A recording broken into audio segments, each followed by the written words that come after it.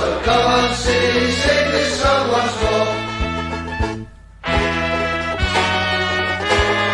We are the lads from the Tilton. We'll support you till the end of the day.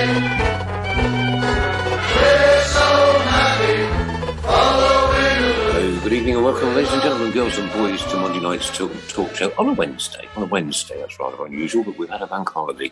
So we've just moved it a couple of days out. Hope you don't mind. Hope we're not inconveniencing anybody.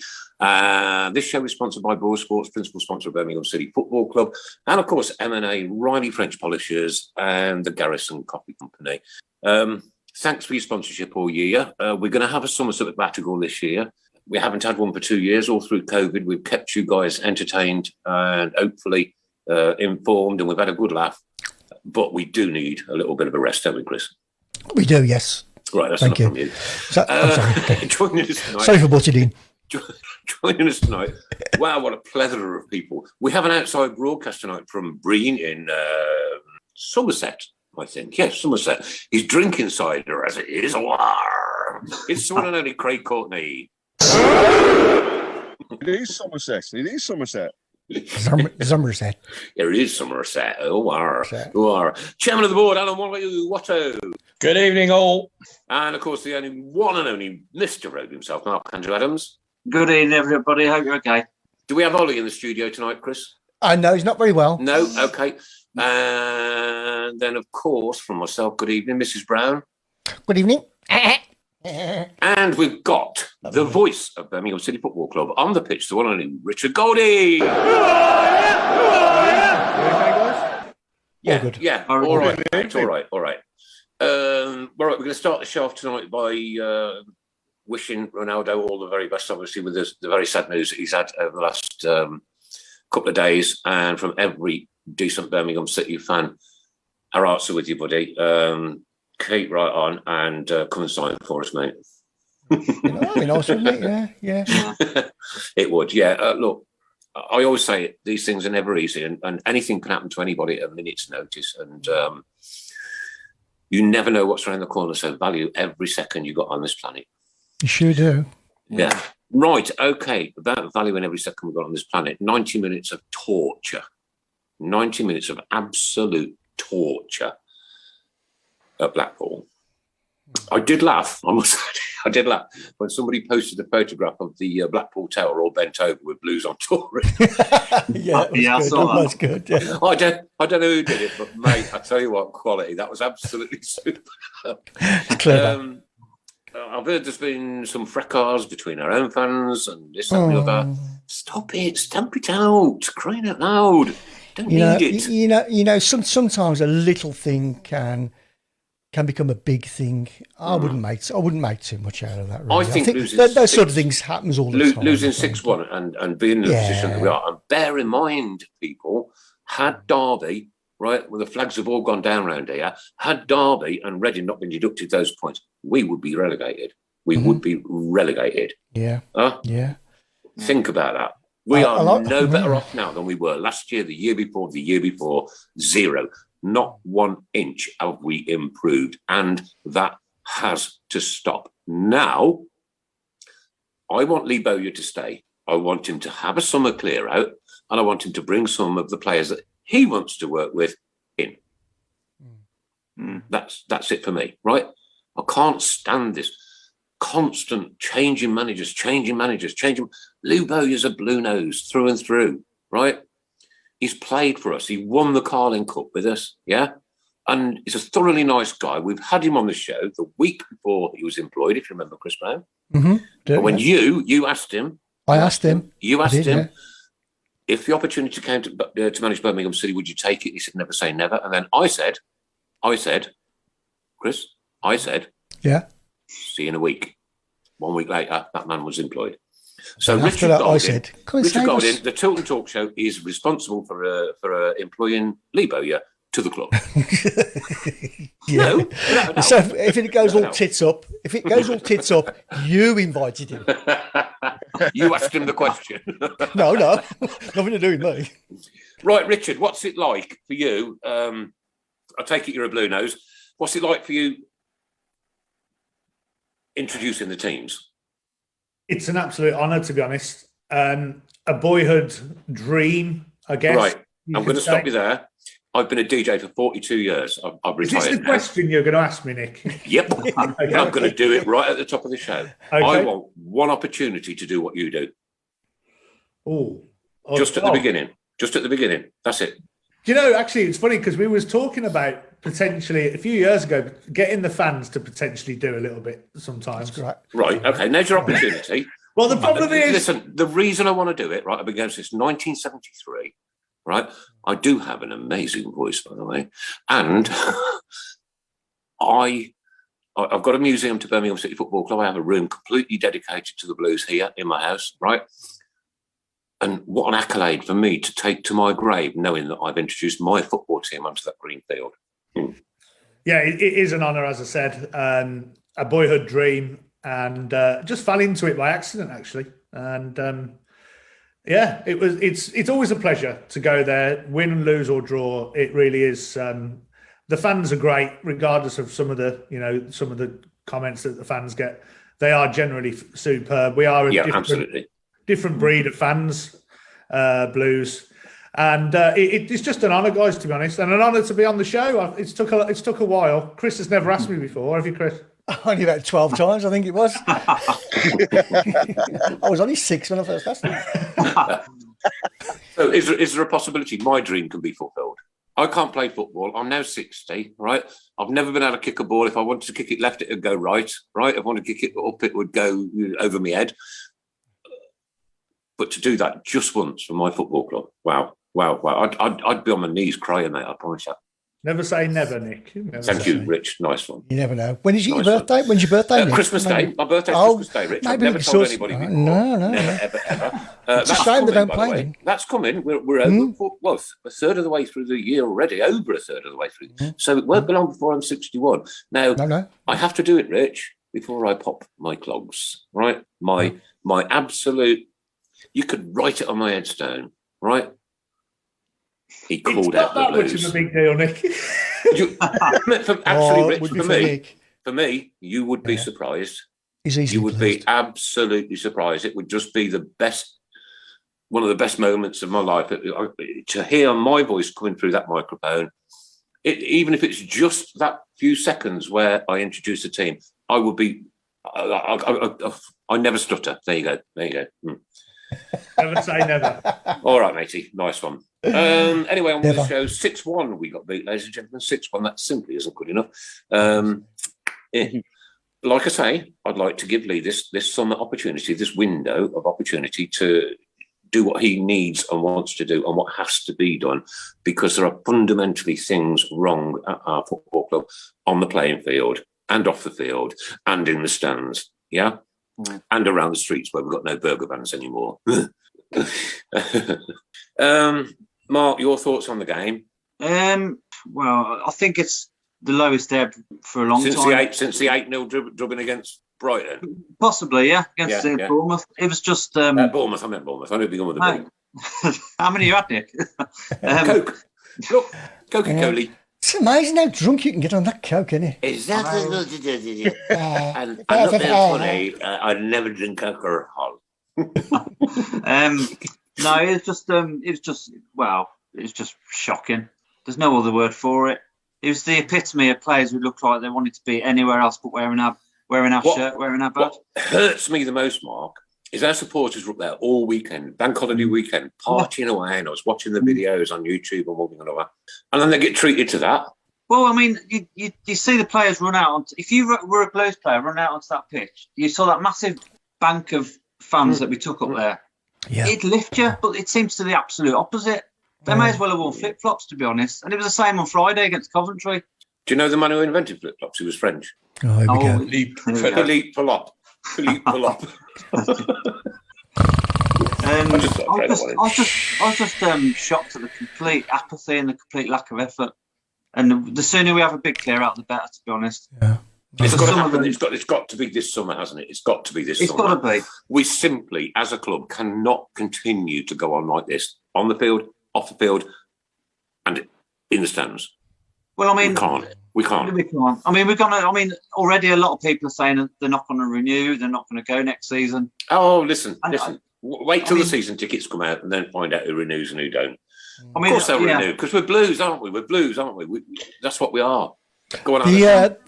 The Lee in and the Lee out camp is certainly 50-50, isn't it? Is it the Lee camp? No. In the middle of Boggle. But it's which way you camped. Do you think it's Lee's fault? I know he's playing some players out of position, which is never good. And we should always be 4-4-2 with Birmingham City, hard as nails, get stuck in and give our supporters what we want. Which it was at the beginning of the season, yeah. Commitment, effort.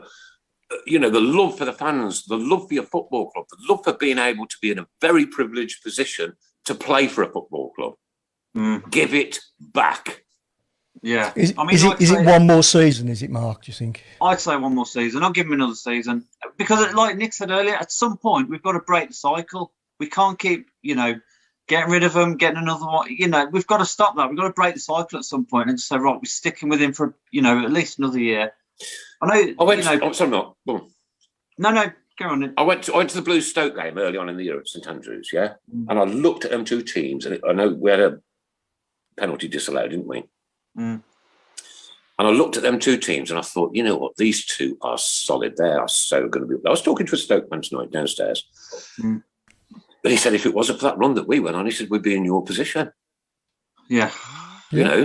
Correct. And he said I've watched some absolutely dire football this year. Some of the worst I've ever seen. He's 67, something like that. He's older than me, even. He's not quite as old as Auntie Linda, but he's older than me, Chris. And he said it's diatribe. It's been absolutely abject. We're suffering the same, and I don't see why. When I look at that squad of players, there's some good names in there. Is it the end of season sort of scenario where there's a bit of a wind down? Look, we're safe. We're safe now, but that's only just because the EFL love us that much that they deducted the points off Reading and Derby. Yeah, right. Okay. I love them. Go on, Alan. Last season we got safe. 2 games to go. Last 2 games we conceded 5 at Blackburn and 4 at home against Cardiff. And we conceded 6 when we on beat Saturday. the Albion, we were virtually safe. Not quite, but virtually safe. And look what happened after that. They mentally they were on the beach straight away. And it doesn't help when Chris, please stop it. You lose your goalkeeper. And you have to put let's call a spade, who are not good enough. On Friday, we had a 2-0 lead, and we had our crossbar hit with the goalkeeper standing looking at it. They missed a sitter far post header from a corner, so we could have been 2-0 down by then. And once the 2 went in before half time, we're back to Karankarsville. We've scored, we can't win. The opposition have scored, so we can't win. And it's, my son gave me a lecture last night about Birmingham City are skint, right?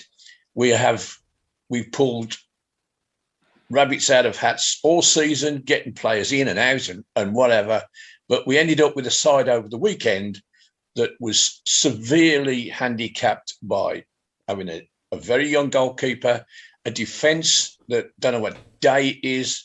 The best defender from Friday was Colan, and he got dropped. The consensus of opinion, not by me, was that Jacuna was the man of the match Friday, and he was on the bench.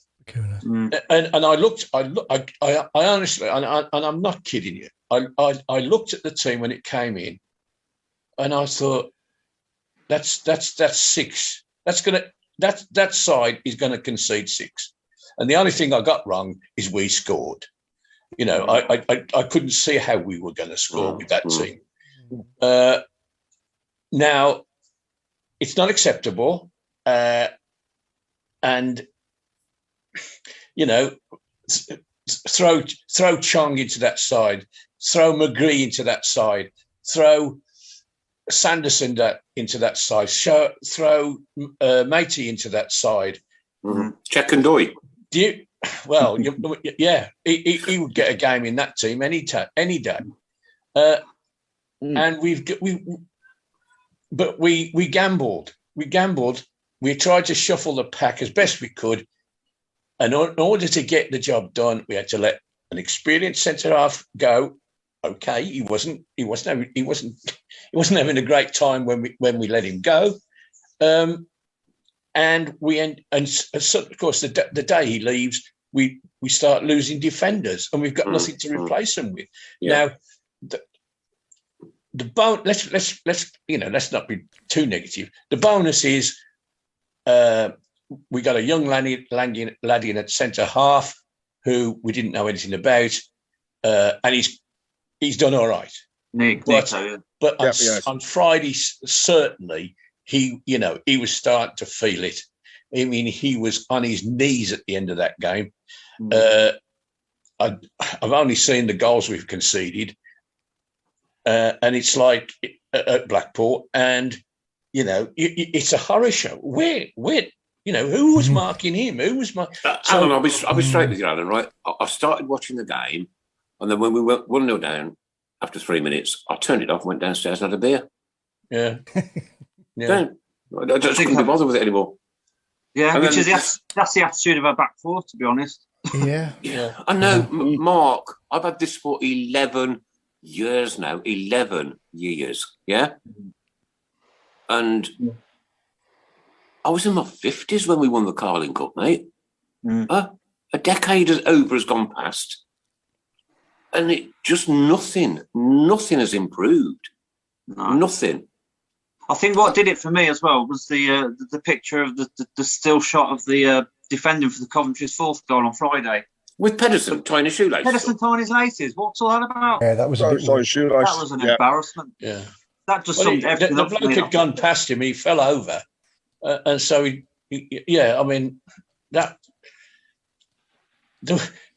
that game, there were 6 goals and 5 of them came from corners and set pieces. Now, their defence was no better than ours. They were leaky as well, Alan, yeah. They were as leaky as anything. They were all over the place. But as I say, their heads were 2-2. They were on the floor. And, there's no coming back from this. It's just a matter of we'd have settled for 3-2 and we had a fiasco at the end. Yeah. Right, okay. Listen, ladies and gents, we're not going to be all doom and gloom tonight, lovelies. And unfortunately, we're going to finish at 8:45 tonight. So the last 15 minutes will be at 8:30. Yeah, we already have a subject. We've already got a subject for next week as well. Well, what is and the week after. And the week after. Yeah. Richard, how do you prepare for a game? What do you have to do? So I get there about 3 hours before, believe it or not, guys. Wow. I get there 3 hours before, generally just to get a good parking space. Because we all know what it's like around the ground trying to get parked. You mean you haven't got your own reserved space? No, nothing like that. I do. I'm going to bring a spray can and put RG on an area, mate, and that's yours. That's it. I'm going to do it. In fairness to the club, they do give me a car park space, but getting out off the car parks is generally it takes a long time, and I live over in Redditch in Worcestershire. So if I was to park in the staff car parks, it's probably about 7 o'clock by the time I'm getting back home. Yeah, me too, because I live up in New Toxteth in Derby. Right, okay, yeah. And some sad places around here this week. That's getting off that cop car park. You got no chance, have you? Well, with the road as well being closed, so... Well, I park in Keeley Street, Richard, might as well stay in the bar. So I come out of Keeley. You know where Keeley Street is? Yeah. Right, with the phone box on the corner, which is absolutely... There's usually a dead mattress or 3 sitting around there. You know what I mean? Or a vagrant. And then I have to go down and then turn left at the garage and then turn right and then go up towards the A38 and then turn up on the Litchfield turn. And until I get to that Litchfield turn, sometimes it's an hour. It's mad, isn't it? It's crazy. Yeah. Yeah. So yours is not one of those big Mercedes roasters that are. Mate, he's got a Fiat Punto. Leave him alone.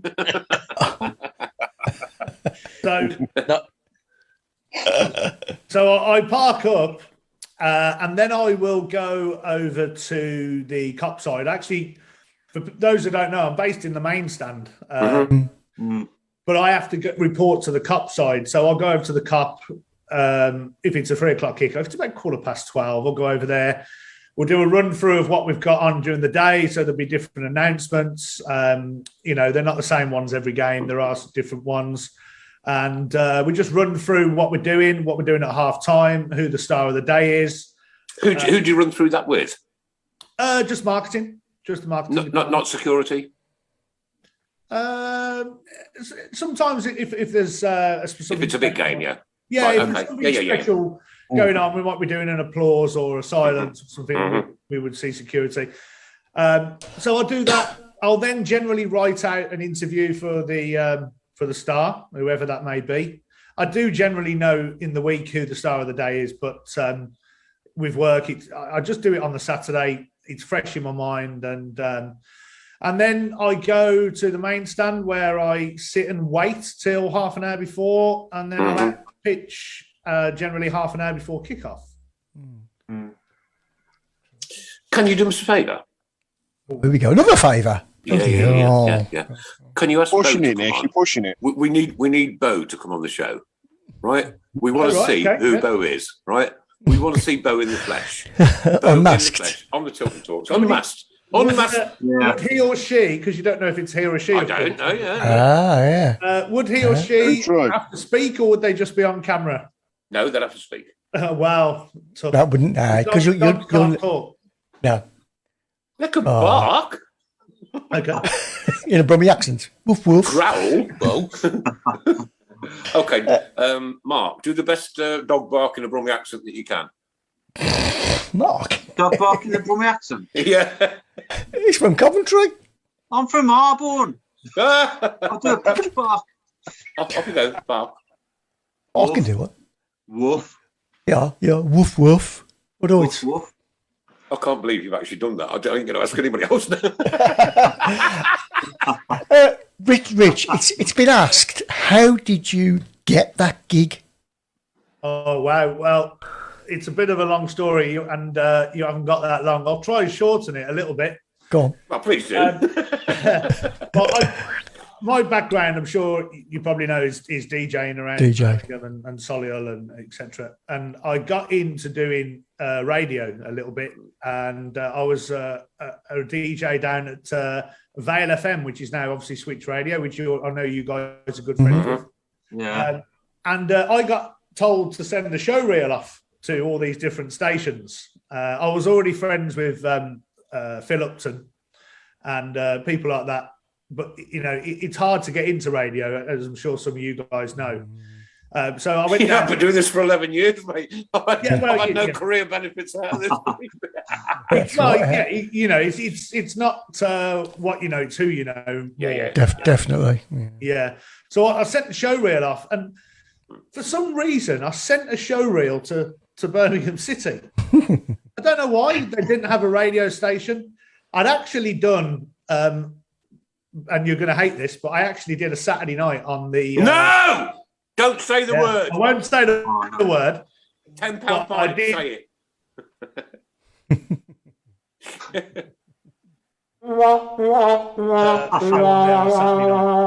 You did what? It's like you cut out a bit there, Rich. You did what, Rich?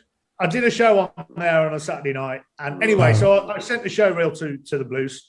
And I heard nothing. And 6 months later, I think the guy before me had been a bit of a wally, for whatever reason, and they looked to replace him. And I went, oh well, this guy sent us a show reel, and I did that. I sent them a show reel, and they got in touch. Nice one. I've done one at Derby County. I've done one at the National Motorcycle Museum in that great big hall there. That's massive. That was huge. Yeah. Yeah, it's a big place, I've done one outside at Warwick Castle, with over 2,000 people there. I've done one in Sweden, Minorca. I think I did one in America for about 20 minutes as well. But right, and Craig, you may want to turn your child's ears up for the next minute or two. When I did one in Mallorca, it was on my honeymoon, first time round. We were playing in the sea with frisbees, and this chap caught the frisbee and he threw it back, and we started a four-way frisbee game in the sea with the guys from Leeds. Anyway, we went up for a shower, knock on the door. And he says, we've enjoyed ourselves that much this afternoon. Would you come out for dinner with me and my wife? I said, right, you know, suspicions kick in. Brilliant. When suspicions kick in, you think, oh, you know what, we're going to go out and get robbed here, you know what I mean? And so we did go out. Chris, this gentleman, bless him, and I'd love to catch up with his wife, had terminal cancer. And he was in his late 20s, early 30s. And he knew that he was going to die very shortly. Anyway, we went out for a meal, come back, was walking past McDonald's, a nightclub below it. Went in there, and the DJ, no disrespect, was a lady. Come on, ladies and gentlemen, please have a dance. Oh, Doonican or something like that, you know what I mean? Chris, deck the music. And so this chap disappeared for about 10 minutes, and had gone to see the manager, told him that he was my agent, and I was a Radio 1 DJ in the UK. And could I have a set? I ain't joking, I got up there, that place was rocking in minutes, and there was women. I'm like, right, we're taking their... And I was signing them. And I'd only been married a week and a half. But yes, DJ represented its challenges, opportunities, and goal to Arsenal, 1-0. Challenges, opportunities, and everything else. A couple of questions here, Rich. First one from Violet. She says, who are the two boxers that Richard has framed on his wall behind you? Anthony Joshua and Klitschko. That's the knockout punch. Oh, right. Awesome. Good. Paul Gill, hang on a bit, Nick. Paul Gill said, can you ask Richard why we don't have a video camera for the pre-match and half-time stuff like other clubs do? You probably don't know this question answer. And why don't we show any highlights on the big screen anymore? I appreciate there aren't many these days. Bless him. True. What was the first bit, Chris? Can you ask Richard why we don't have a video camera for the pre-match and half-time stuff like other clubs do? We were going to do that. I must say that there's, and they're a credit to the club, there is a real small team on a match day, and there is looking after the stuff we do on the pitch, and there's the stuff for Blues TV, and it's just, you know, there's just a lot to do. We've got a small team, and we try our best with what we've got, you know, and you know, generally that is going to take another two people on a match day. So, you know, I'm not saying we'll never do it, and we were going to do it at one point, but you don't want to see my ugly mug on the screen. Yeah, we do. That's true. You know what? I'll tell you, Rich. Right, half time. I want an analysis. Okay, I have to look at those adverts on Blues TV, HJ Wealth Planning and the other three or whatever they are, and then it goes off for 10 minutes. I would prefer to see somebody yakking about that first half. Yeah. I know, I appreciate if you've got a small team, I appreciate it's going to be really difficult, yeah? But I've got a monster question coming up for you in a minute. God. It is difficult at half-time, and we have to remember, and I always say this to the guys and girls that are behind the scenes, that we've actually only got 12 minutes at half-time, because generally we're out, or the other team are out, you know, doing a warm-up, and we can't be on the pitch anymore. So we've literally got 11 and a half minutes is sort of where we try to take it to, which is why you notice that it's actually sometimes, if the both teams have stayed in, there's probably a lull for 4 or 5 minutes, but we can't second guess what they're going to do. So we have to make sure that we're clear on the pitch, you know, health and safety wise as well. So, yeah. You know, Chris, Rich, you know, DJing is all about your timing. It's all about your timing. Yeah. And getting it right first time. Right. The biggest question of the night, and you won't be able to answer this, but I want to put it out there. When are we going to have a decent PA system? I can't answer it. You were right. I know. But when people ask me, all it sounds like at the back of the stand is, "Moo!" I just go, Yeah. Can you come out next week doing that? How do they know I don't really sound like that? Exactly. No, it's, you know what? You go to stadiums like Molineux, right? Even when they were in the Championship, it was crystal clear. Yeah. And I'd rather have them two big white horns at the edge of the main stand and the railway from back in the 70s. Don't remember though. Sorry, Nick. No, you won't remember. Research it, kid. Research it. Steve Portman says, is there going to be another big night in at St Andrews? Okay. Before we say that, what an absolute honour that was for me. I think that I went to the club. There's a friend of mine who's got a PA announcer over in Denmark. And he had got loads of lights and set up, on the middle of the pitch. And he said, he messaged it to me and said, like, what about that? So I went to Ian Dutton and we had a discussion about it. And we thought we'd tie it in, or Ian thought it was a good idea, and it was, to tie it in with the University Hospitals, Birmingham. And we were doing the Blue staff was doing the walking from Land's End to John O'Groats. Oh, yeah. Yeah, so... that we raised over £20,000. A lot of money. Amazing, Yeah. amazing kid. And thanks to the fans as well. I mean, they were absolutely brilliant giving. Jude Bellingham was there that night as well. He ran round the pitch. But the answer to the question is, I would love to do another one. It took a lot of planning under difficult circumstances as well, not being able to sort of meet in person. Getting the guy to do the lights, who's a friend of mine who has done a great job on the night and actually did the kit launch as well after that. There was just so many things involved. I have sort of brought it up recently, and we are looking potentially at doing something in the future, but it is a real hard event to put on, and it would be great to have it with the fans in the stands as well. Let us know, Richard, and the Tilton Talk Show, I promise, mate, will promote the bejesus out of it. I promise. We will do that. Yeah, but we're always talking. We're always, the whole of the Blue staff in the marketing and all them departments, they are always thinking of new things to do, and I think that's a credit to them. Actually, it doesn't matter what's going on, even with what's going on the pitch currently. The staff are always upbeat and trying to come up with new ideas and new things. So. I think fair play to them for that. And hopefully that won't be the one and only big night in we do. And I want to say a big thank you as well to Joe Hunt and Andy Bell for their support that night. Because superb. Yeah, it was a superb night and something that will live in my memory forever. And I was very lucky to be able to do that. Some people, Richard. I want something to live in my memory forever. We can't get her.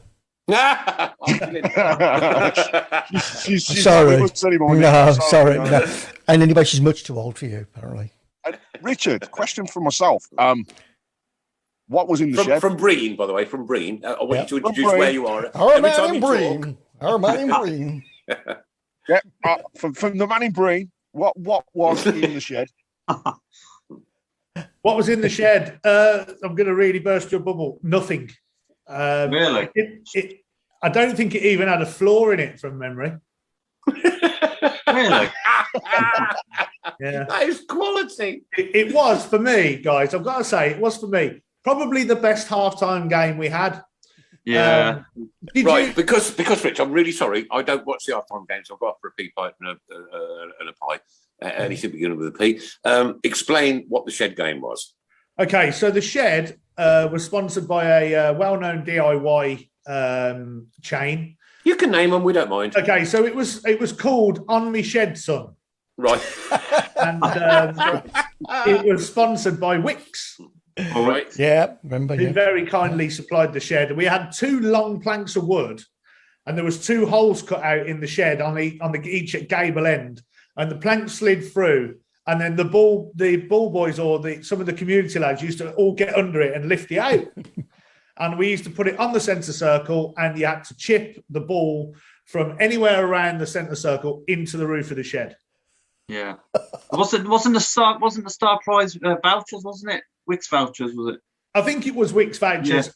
Yeah. At the time, I don't know if anybody remembers. We're probably talking. Where are we now? So probably the first year back in the Prem again, I think it was. And anyway, we used to have back then. I used to have sometimes had stars of the day who were injured. So we'd have players that were sort of not fit. And I remember Neil Kilkenny. I'd interviewed Neil Kilkenny, and Neil was superb value. He really was. And I said, "Oh, do you want to have a go in the game or something?" And Neil Kilkenny, I don't know if anyone remembers, but he chipped 2 balls straight into that roof. Oh, really? I've never seen it done before. So there was no roof on the shed? No roof. No. Then it couldn't have been a shed. It was a shed with no roof. It was a box. It's a box. Oh, brilliant. Did anyone remember that we brought it back a few seasons ago for one game? Everyone went ballistic. And we used to have a bit of a pantomime theme with the shed, because I used to introduce the shed out, and all the crowd were booing and hissing. Yeah. But it was. I thought the fans. It was just a great. I'm actually quite sad I missed that, to be honest with you. Yeah, it was past that one. Can we do it once more?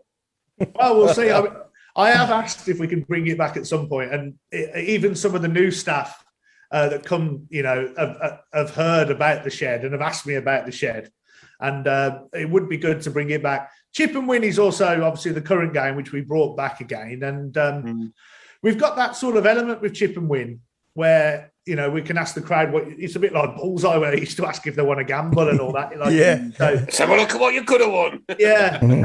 But Chip and Win's okay. I like Chip and Win. I think Chip and Win's still got plenty of time left. Explain the rules to that one then. So you have to be over 18 because there's a gamble involved. That's me out of it. We do a kids one. We do a kids one occasionally. Well, they'll come out and have a go, and they can't gamble obviously. But the ball is on the 6-yard line. The ball's got to go in the net, and it's got to not bounce. It's got to go in without bouncing. From the 6-yard, obviously reasonably easy. Some people have missed it. I'm sure you've seen that in the crowd before. If they I'm scoring the opposition's goal. If they get the ball in the net, they win 2 tickets. And then I ask them if they want to gamble, and the next prize, I think, is a signed program from the 18-yard. And then if they get that in, they can gamble again for in between the 18-yard and the halfway, which, by the way, is a game changer. Because when you're out there and you see that ball, which is in between the 18-yard and the halfway, that's far. Yeah. I couldn't walk that far. Yeah, no, it is far. Generally, I think the statistics are that most people would take the prizes after the 18-yard. Yeah. And then, of course, the final prize, if they get that one in, is the halfway line. Oh, you're joking, man.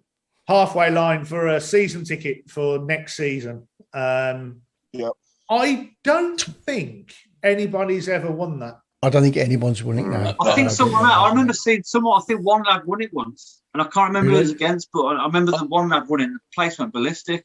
I do remember Colin Doyle having a go, and he hit the ball from the halfway line, and it went that high off the floor all the way in.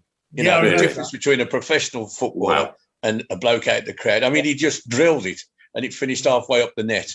There's one funny story about Chip and Win that, if you're interested. 2 actually. One guy I've picked out twice, completely by random. How do you select them then, Rich? I just go.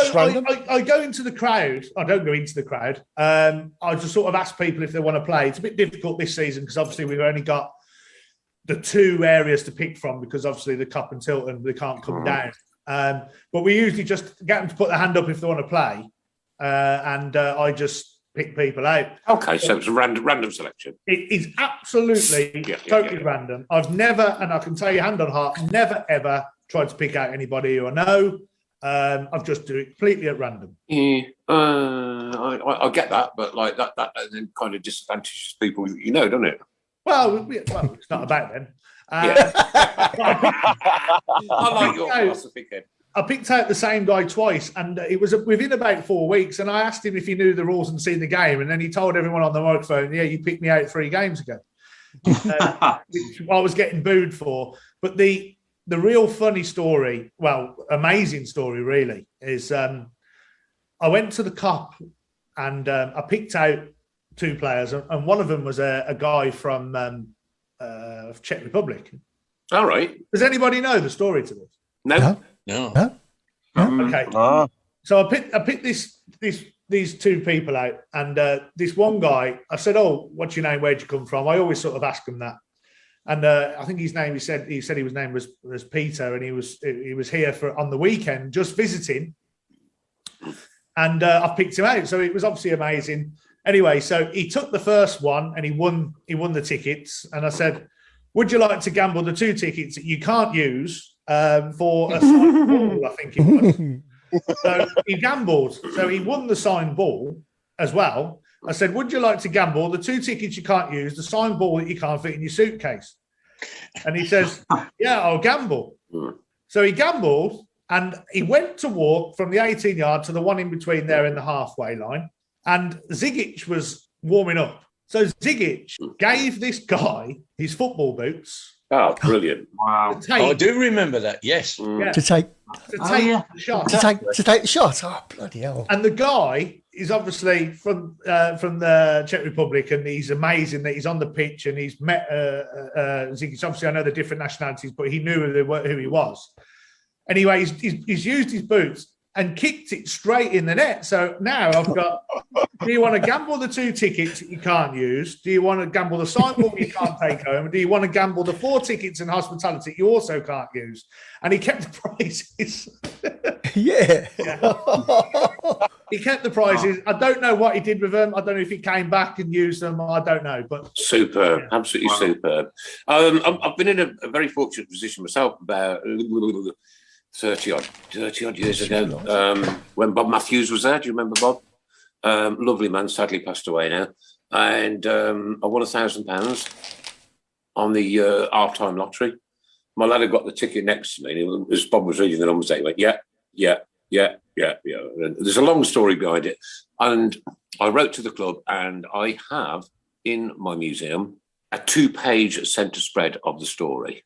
Won't go into it now because it's a long story, right? But wow, that's mine forever. Yeah, mine forever. Great, man. With me ugly mug in it and all. With me ugly mug in it. We've only got 5 minutes left, so gents, I've kind of been scheming a little bit with Richard, and you know how we normally do our favoured 1 to 11. Well, Richard's very kindly done us a 1 to 11, and. This will be the first time you hear it, so I'm just intrigued to see what you think of the team. So, Rich, have you still got it written down? Yeah, I've got it here. Yeah. Okay then. Go on then. Go on then. Go for it. So we I can. thought we'd have a bit of a laugh. So my best 11: Andy Gosney. Oh. You're having a laugh. I think you are. Ferdinand Coley. Great team. Martin Latka. Ooh. Yeah. He's probably watching. Who else did I put in there? As you know, I've got to get my phone and I can remember. I'll try and get the details up. Bragstad was in there, I think. Bragstad must be in there, yeah. Dela Cruz. Dean Peer. Dean Peer was all right. Yeah, all right. I thought Vinny was Samways. Vinny Samways. Well, then now you've gone downhill a bit. Breck Shea. Carlos Costley, Mark Sale, Carl Richards. There you go. Mark Sale lives just up the road from me. Mark Sale, by the way, what a fantastic, lovely man. Do you know what? Yeah, I see him quite often in the pubs up here. He plays darts up here, right? And I always have a chat with Mark. I painted his mum and dad's all stairs and landing many years ago. And he's always got time to come and say hello, right? Because it was my other half works in the pub, and she'd got wind that Mark was coming in to play darts, and obviously I'd spoken about Mark and his horrible ordeal with testicular cancer, and she says, "Oh, she's Mark. She's my other half's a blue nose in there," and he just came straight in and started talking. Yeah, he's a top bloke. He's really nice man. As well. He's a good darts player, by the way. He blooming isn't all. Yeah. I mean, he's that tall. He can reach the dartboard. You know, his arms are that long. Yeah. He just puts them in. Can I just ask you, Rich? Have you ever had a go yourself at chip and pin or the shed? Have you had a go yourself? Yeah, I used to have a go just to sort of, when it was a new game, I used to sort of try to show people how you do it. But were you any good? Not really, guys. No, not really. Richard, can I ask you about when you do your pre-match schedule? Do you run it by the match officials? I go to see the referee religiously every game. If I've got a minute silence or applause or something, then I'll go to speak to them. I'll show them my words and I'll show them my out words, because obviously they know to blow the whistle from hearing what my last 3 words are. I always go to see the ref to ask what time he wants us to walk, because believe it or not, if we're not on the TV or a world feed, generally I've got free reign to sort of bring the teams out when I want. So we have to play we have a build-up video, which I'm sure you've probably seen on the screen. I love it. Yeah, love it. So I'm going to watch it after this finished. That video has to play before we walk. So I am a bit rabbit in the headlights at that point down the tunnel, because I've got the 2 teams there. I've got the ref. Sometimes I'll have to hold them a little bit. Sometimes we can go when they're ready. But yeah, so I do see the ref. I go and give him a little knock on his door and just kick him. Can I plead with you then, right? If these matches that you can do what you like, get them out there early, because I have to catch a train, right? And if you kick off at 3:05, which often has been the case, I don't catch my train and I don't get back here on the South Coast till midnight. Now,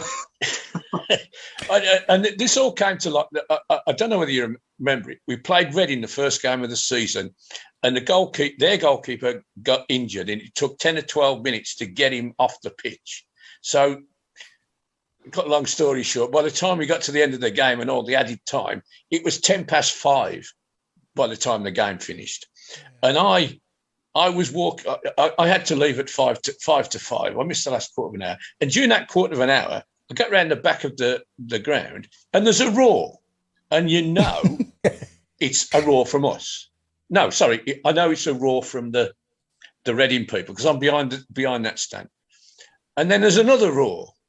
And I'm thinking, oh, they've scored. And then I thought, I don't know, maybe not. Anyway, I get on the train and and I thought the score's still I can't remember now. I think we were winning 2-1 and I expected it to be 2-2, but it wasn't. It was 2-1. And I'd missed the penalty being saved because of this, and that sort of, look at the time. It's 3:05 now. Kicks off. Come on, get with it. I'll do my best for you. Yeah. Okay, thanks, mate. Cheers.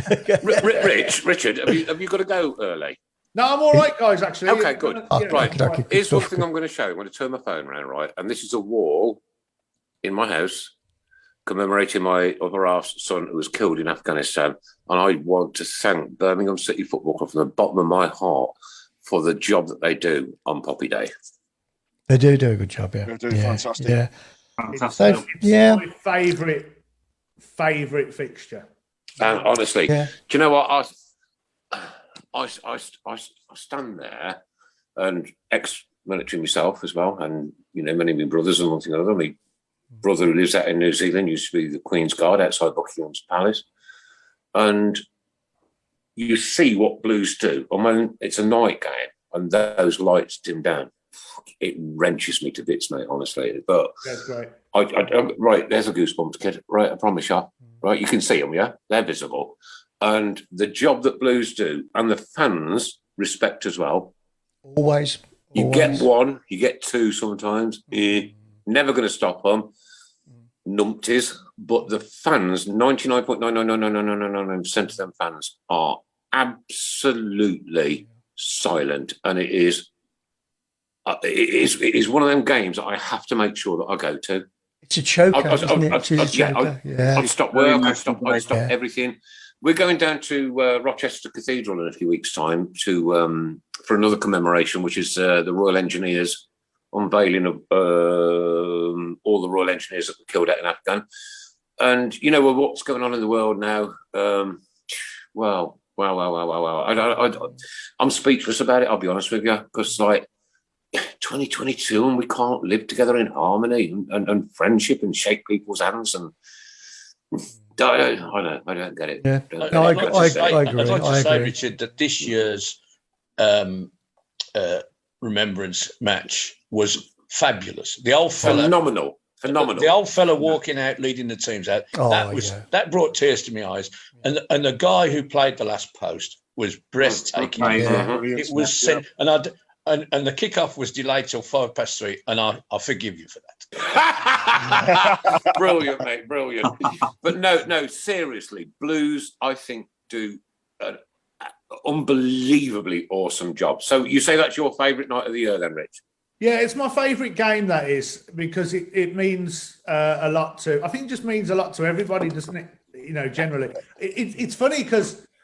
I know that weekend I'll watch the early game if we're at Blues. I'll watch the early game and I watch a lot of what the other things are going on in the game. So like if there's a TV game, I'll be like, oh, that's just happened there and he's done that. And I watch religiously that weekend. The morning game, I'll watch the last post played. Obviously, I'll watch it at Blues and introduce it, and then I'll go home or watch the other game, and then the Sunday I'll just watch. I don't know. You sort of just watch all them minute silences, don't you? It doesn't matter how many times. Yeah.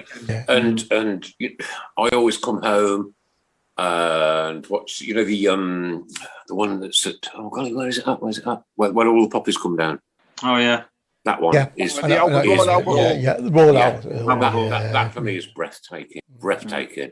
That silence when them poppies are coming down is off the scale, right? And I always think of Birmingham City Football Club when that happens, and the silence I can not hear. I'll tell you another thing as well with that. We have so many people volunteer for that. You know, to the military guys come. It's brilliant. You know, the amount of people that volunteer to come and do that.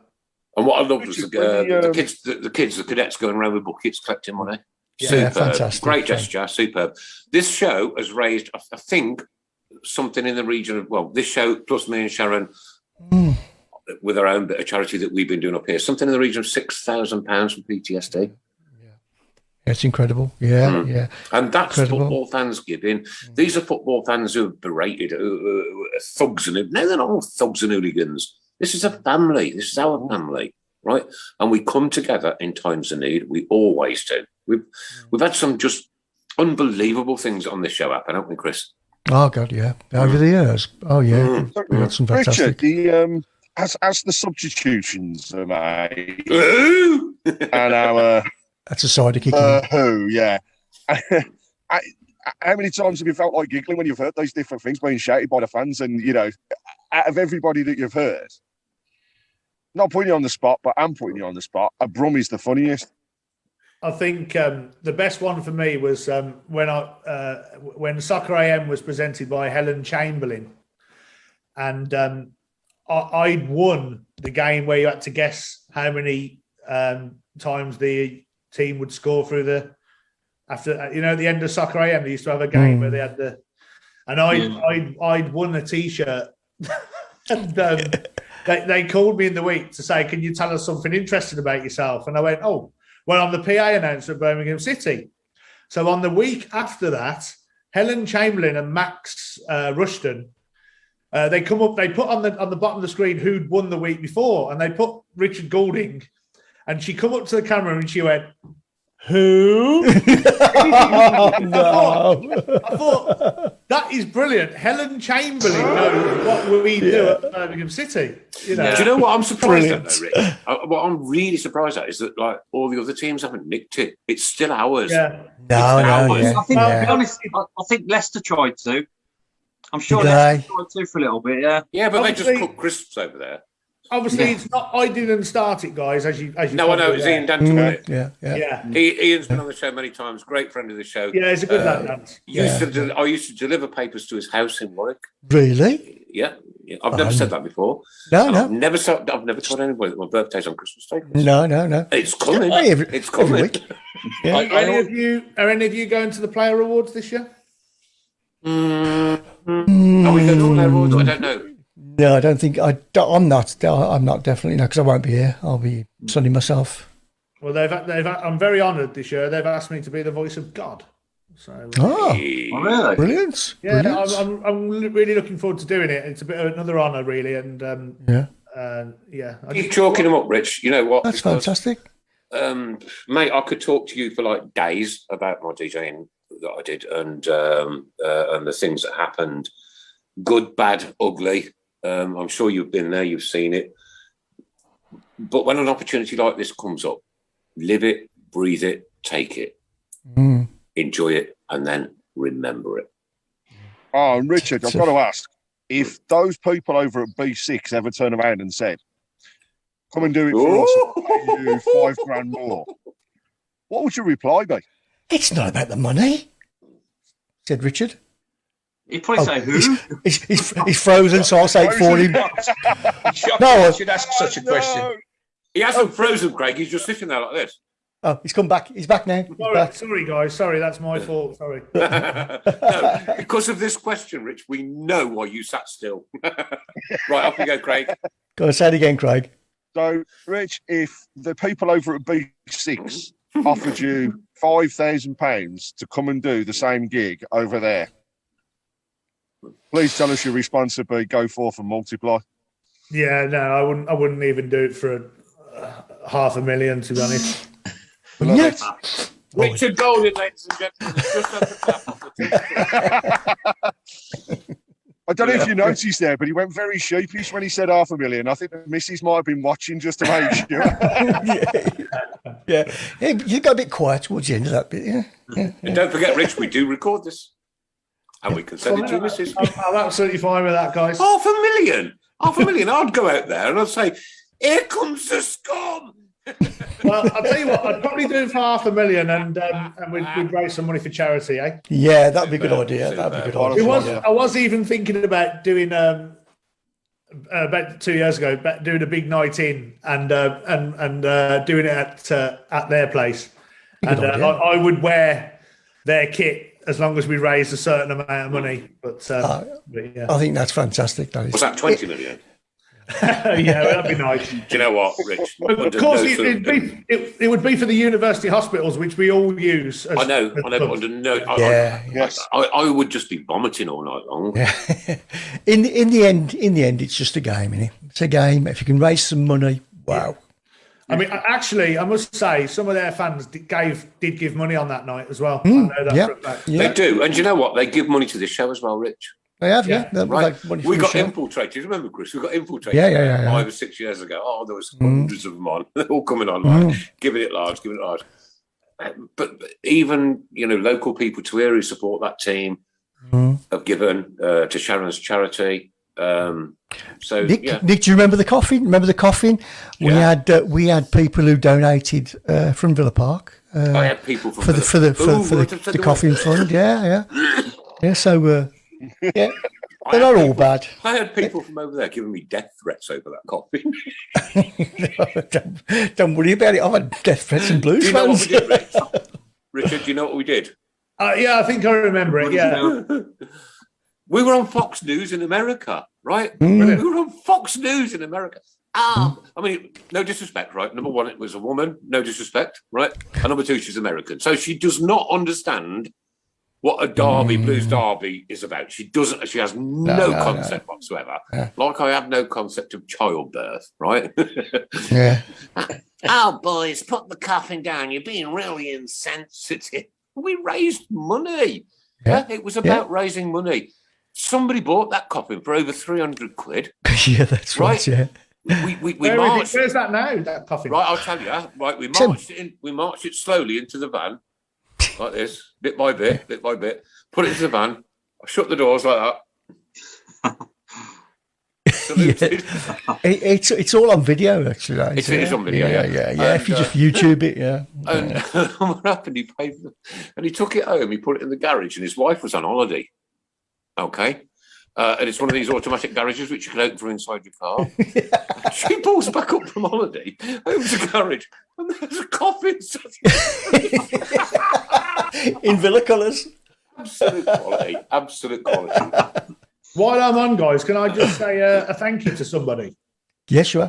There's a guy who doesn't get much recognition because when he doesn't want it, really. There's a guy called Rob Shannon. Do you know Rob Shannon? No. That rings a bell. So Rob Shannon is a volunteer of the club. He's a sort of an assistant of mine on a match day. Right. And, he used to play the music. He does distributes the team sheets. If it wasn't fair for Rob, I probably wouldn't be doing it. Does he come around and distribute the amount of people in the crowd to the press boxes? I think so. Yeah. I've met him. I did. You should speak to him, Nick, because he's obviously he's one of the club, technically one of the club historians as well. So brilliant. Oh, right. Brilliant. Yeah, bring him on, Rich. Bring him on, mate. Bring him on. We'd love to have them. I think you probably have a right giggle with Rob because he hasn't missed a game in all competitions, home and away, for 48 seasons. So was he there all through the COVID? Apart from COVID. Right, okay. Is he the sorry, Rich, is he the tall gent with sort of grey hair? No, he's quite short with greyish hair. Yeah. I think I have met him because I did football aid. I did football aid a few years ago. Richard, he would be tall to Mark. Yeah. Sorry, Mark. Actually, yeah, Rob does do the PA a little bit. So if I have to go early, it'll be Rob's voice you can hear sometimes. And Rob has covered me probably 4 or 5 times this season because I've had a few problems with day job. And he did do football aid because I used to do football aid, but Rob didn't. So it probably would have been Rob. But yeah, I think okay, ladies and gentlemen, girls and boys, we're into the last 15 minutes of the show. Now, this is where we 10 minutes. Word association. 11. 10. On my clock, 11. Maybe 9. This is where we do a little bit of word association. Now, this week, we have decided to do anything to do with going on holiday and football. Anything to do with holiday and football. I'm going to start you off, ladies tonight and gentlemen, with Jimmy Case. Hold on. Thanks for the laugh, Mark. Thanks for the laugh. You know what? Honestly, I'm going to play that back later, over and over and over again. I'll go with Kevin Paul. Oh, Paul in Dorset. My son lives there.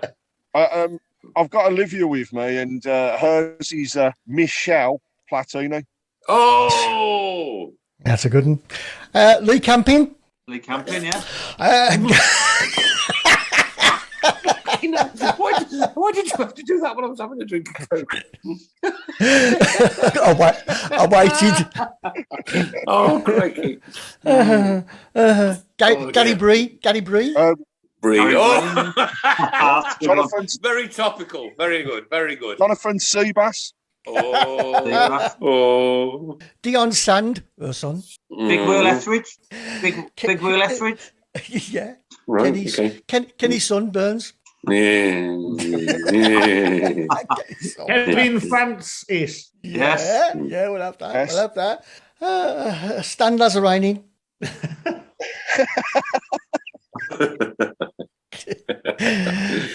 Darren Beach Ball Bent. This is one that I mentioned earlier, but it's hotter chocolate with brandy. Oh. Yeah. I mean, it comes up every week. Hotter chocolate comes up every week. So I had to really put the old grey matter to a big test earlier to get that one.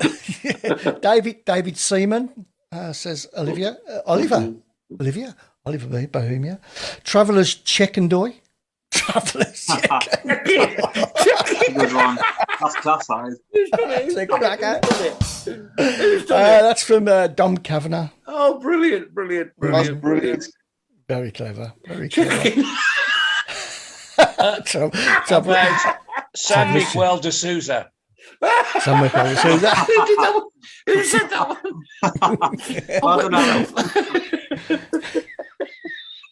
Alan, that's leading. That's definitely leading. God. That's a good one. Yeah, well done. Just while these are coming through as well, can we say a big happy birthday to Richard Beale? Absolutely, Richard Beale, happy birthday to you. Yeah. He's been on the show, hasn't he? He's been on the show. Yes, indeed. Yeah, I thought so. Yeah. Another. We've got John Ferry. Traveller's Checking Boy is the winner. Mike Prince says Traveller's Checking Boy is the winner. Yeah, that is so far. Come on, somebody, come up with something better than that, right? Yeah. If you could do better than Traveller's Check-In, Dobby. I can't breathe. I'm going to have to be in her house. Where is she? She's at work tonight. Alan Beachball. Yeah. Sandal Vesterveld. Alu C. Having Philip Flops. Bobson Atton. Oh, golly. Bobson Atton. Bobson. I don't know. That's a good one. I like that one. Richard Golden Sons. Oh, that's a cracker. It's a great place to go. Yeah, apparently. Oh, dear. Water Park the Andy. Water Park the Andy. That's up there. I'm not being funny. That is bang right up there. Well done. Here we go. He's the winner. Oh, I was going to wait till you have a drink. Club Troppy Bakuna drinks are free.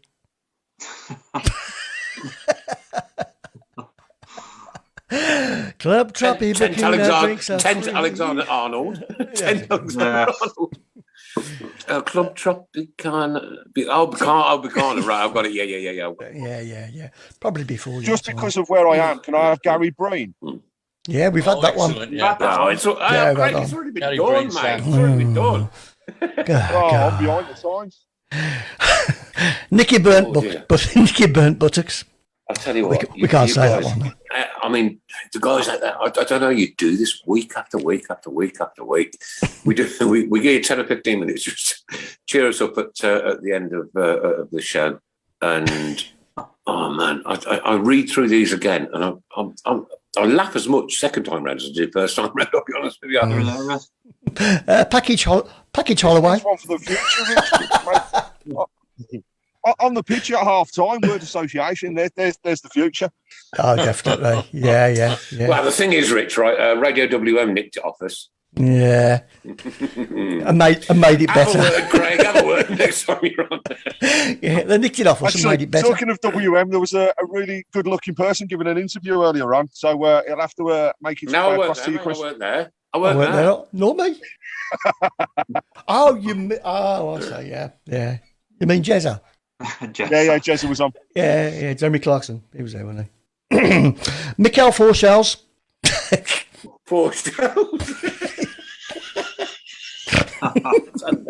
That's brilliant.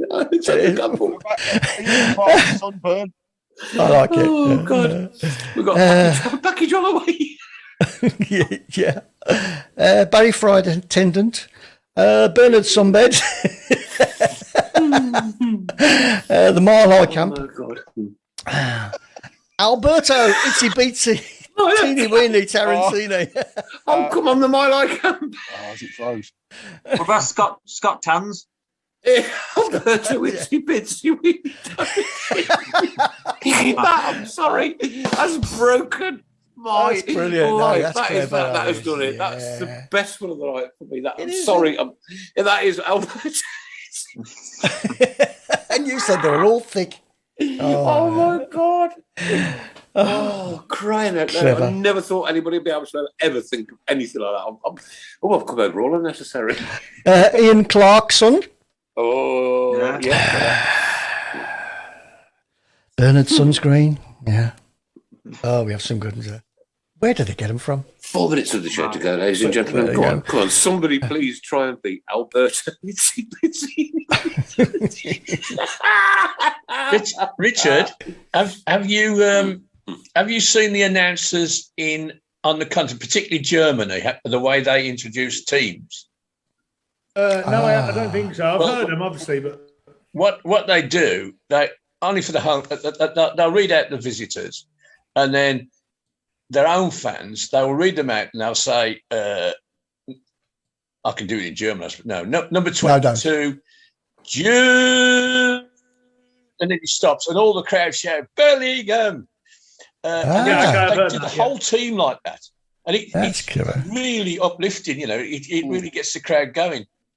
Our friend in America, Mark Meredith, he said that the announcer sings a song at the beginning as the players come. Listen, and I think that's a great idea, Richard. I did that at Wembley. Put on YouTube American football fans versus English football fans. Oh, no. You would never, Richard, want to sing at the beginning. At Wembley, I was supposed to have Kevin Francis as a guest, and I had all this scripted out for him, the interview, and he never turned up. So the producer at Wembley on the pitch just gave me a tap and said, "You're on your own, son." I had a bit like 2 minutes, and then I had to fill the next 3 minutes. So I just started singing "Keep Right On" to the fans. It was the best thing I ever did. You know what?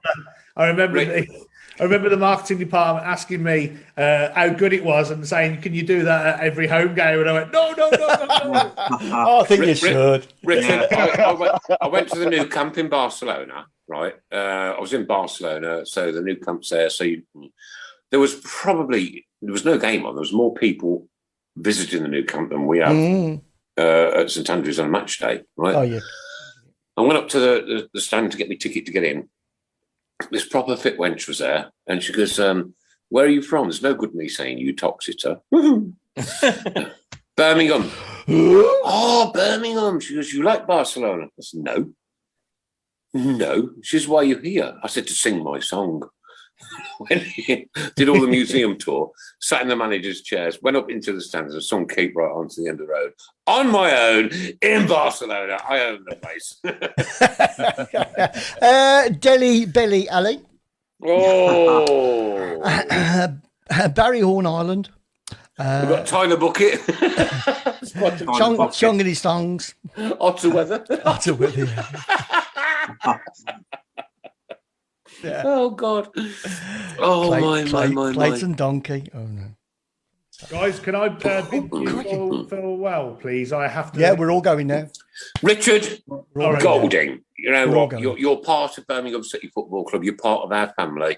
You've been part of this show tonight. Your name is now going to be immortalised forever on the Tilton Talk Show guest board forever. Certainly is, yeah. And it has been an absolute gem and a pleasure to talk to you tonight. Because thank you, guys. Thanks for having me. We said off air, right? We're not going to ask you controversial questions because that's not what we're about. We're about coming here on a Monday night, 3, 4, 5, 6 blokes usually in a room, having a laugh, right?